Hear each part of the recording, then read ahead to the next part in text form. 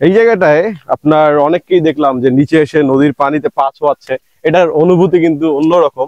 আর সত্যি কথা বলতে আমরা দুপুরবেলা আসছি, একটু রোদ আছে, বাট বিকেল বেলা আসলে এখানকার বাতাসটা আপনাকে মোহিত করবে। পাশাপাশি পরিবেশ আমার কাছে ভালো লাগছে, আপনারা যে কেউ চাইলে আসতে পারেন।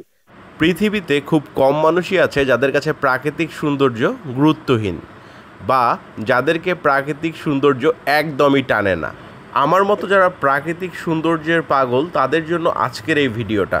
প্রাকৃতিক সৌন্দর্যে ভরপুর একটা জায়গা আজকে আপনাদেরকে দেখাবো, যেখানে প্রতিদিন বিকেলে অনেক মানুষ ভিড় করে থাকে শুধুমাত্র এখানকার প্রাকৃতিক সৌন্দর্য উপভোগ করার জন্য।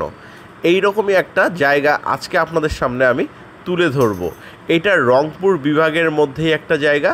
যারা রংপুর থেকে এই ভিডিওটা দেখছেন হয়তোবা অনেকেই বুঝতে পেরেছেন আমি এখন বর্তমানে কোন জায়গার কথা বলছি। আর যারা বুঝতে পারেননি তাদের জন্য ভিডিওতে লোকেশন, এই জায়গায় কিভাবে যাবেন, সব কিছু A to Z আমি খুব সুন্দরভাবে বুঝিয়ে দেওয়ার চেষ্টা করব। তো চলেন কথা না বাড়িয়ে আমরা প্রথমেই এই জায়গার লোকেশনটা জেনে নেই। আসসালামু আলাইকুম, কি অবস্থা গর্বিত জাতি? আশা করি সকলেই ভালো আছেন। ভিডিও শুরুতেই ভালোবাসা অবিরাম। এই মুহূর্তে আছি পীরগঞ্জ সুইচ গেট।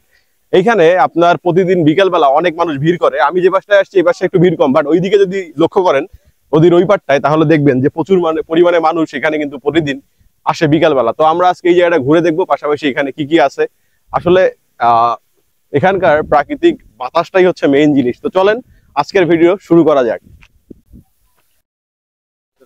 সামনে একটা আপনার টং দোকান আছে, দেখতেই পাচ্ছেন। এখানে চা, সিগারেট, চিপস বিভিন্ন কিছু পাওয়া যায়। তো এখানে কিন্তু ভালোই ভিড় আছে। এখানে ক্রাম খেলার ব্যবস্থা আছে, দেখতে পাচ্ছি। তো এই হচ্ছে টং দোকান, আর এই পাশেই হচ্ছে আপনার সুন্দর একটা পরিবেশে নদী। ঠিক আছে, চলেন বাকিটা ঘুরে দেখি। আপনি বাংলাদেশের যে কোনো প্রান্ত থেকেই কিন্তু পীরগঞ্জের এই স্লুইস গেটে ঘুরতে আসতে পারেন। পীরগঞ্জের এটা অনেক পরিচিত একটা জায়গা। এই জায়গাটায় আসলে আপনার নদী আছে, নদীর দুই ধার ধরে মানুষ বসে আড্ডা দিতে পছন্দ করে। আর বিকেলবেলা এখানে বাতাস হলে খুব ভালো লাগে। এই জিনিসটার কারণেই কিন্তু এখানে এতটা ভিড় বা এতটা পরিমাণে মানুষ এখানে ঘুরতে আসে।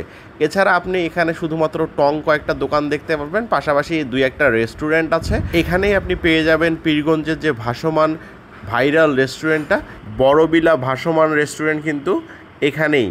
আপনি এই জায়গায় গেলে দুইটা জায়গায় ঘুরতে পারবেন, পাশাপাশি ওই রেস্টুরেন্টে কিন্তু খেতেও পারবেন।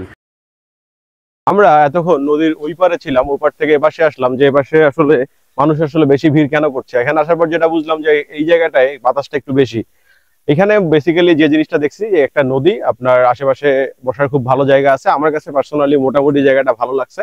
প্রাকৃতিক পরিবেশে হারিয়ে যাওয়ার জন্য জায়গাটা বেস্ট। তো যারা বলছিলেন সুইচ গেট আসার জন্য, তো আসলাম। যারা আসতে বলছেন অবশ্যই ভিডিওটা শেয়ার করবেন, ভিডিওটা লাইক করবেন, কমেন্ট করবেন। পেজে যারা নতুন তারা অবশ্যই পেজটা ফলো করবেন। ইউটিউব চ্যানেল থেকে দেখলে সাবস্ক্রাইব মাস্ট। আসসালামু আলাইকুম, আল্লাহ হাফেজ।